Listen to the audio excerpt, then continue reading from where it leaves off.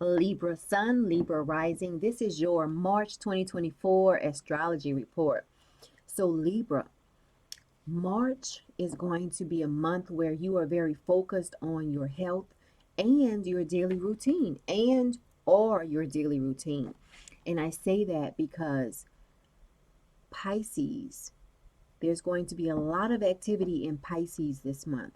Just about every aspect I have here is involving Pisces. So for you, Pisces is your sixth house. The sixth house deals with your daily routine, your health. It can also deal with pets. Okay. So remember that this month is going to be a high concentration of, and it's mostly good aspects related to your health and your daily routine. Now, on March 9th, we're going to have a square between Mars in Aquarius and Uranus in Taurus. Okay, this aspect is one where you will want to be free and liberated of some situation that will come up or that you're dealing with. Okay, so let's look at where Mars and Uranus is going to be at this point in the month. Mars in Aquarius is going to be in your fifth house. Uranus in Taurus is going to be in your eighth house. So now the fifth house, it can deal with romance, it can deal with kids, it can deal with creativity. So there might be a challenge with you advancing with your creativity. Maybe you're waiting on a loan in order to continue or finish a creative project you're working on, because the eighth house can deal with other people's money. So it could very well be that you might be waiting on some money to come in from someone else so that you can complete a creative project. It could be that you're waiting on money to come in so that you can help your child with something financially. Okay. It could be that you might be waiting on money to come in so that you can take somebody out on a date. Okay, whatever it is, you are going to want to feel free and liberated of that situation around that time.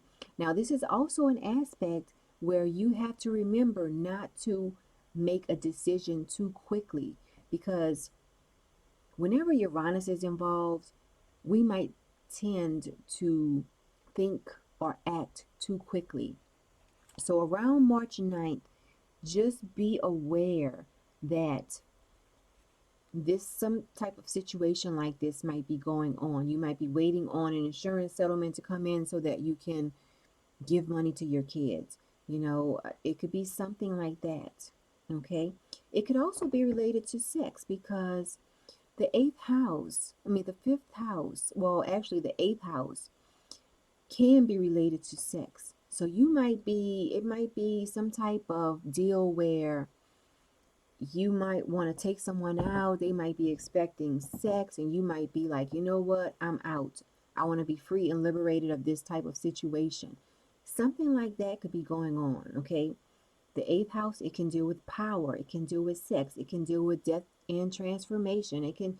So just be prepared to deal with something like that surrounding the areas of the chart that I'm mentioning. The fifth house can deal with romance, kids, and creativity. And then over here we have the eighth house. It can deal with power, sex, transformation, other people's money. So these two are going to be in a square. So keep that in mind around the 9th. Now, on the 10th. Now remember, these dates that I'm mentioning, again, I always want to mention this in my videos. You can feel the energy of these aspects before the actual date or even after the actual date. Just know around this time you might be feeling that. So on March 10th, we have a nice sextile, okay? And it's going to be Mercury in Aries, which for you, Aries is your area of the chart dealing with partnerships and contracts. So that's going to be in a sextile to Pluto in Aquarius. And Pluto in Aquarius is in your fifth house. Your fifth house is dealing with kids, romance, and or creative projects. So This aspect is great for influencing others and convincing others. So that's going to be a great time where you might convince your children to do something. You might convince a romantic partner to do something, around March 10th. Now, on March 21st, we have another sextile where your magnetism is going to be increased.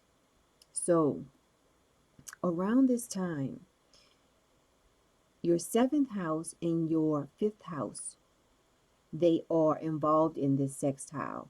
So, the sun in Aries is going to be in a sextile to Pluto in Aquarius.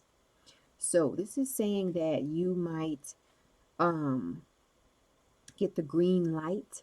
Like maybe you've been wanting to get into a relationship with someone and you might finally get that commitment, because the seventh house can deal with partnerships. It can also deal with contracts. So maybe if you've been in negotiations and talks about a contract, maybe it will finally come into fruition around the 21st for you. So that is March in a nutshell for you. Um, Libra. Now let me back up. Just want to say, I'm not sure if I said um on the 10th. The 10th, we have Mercury in a sextile to Pluto. Pluto is in Aquarius at that time. Mercury is in Aries at that time. Aries is in your seventh house. Aries is your seventh house. So you might be influencing a partner, or you might be influencing someone to sign a contract. I just wanted to back up and let you know that. But that is March in a nutshell for you, Libra. Enjoy your month.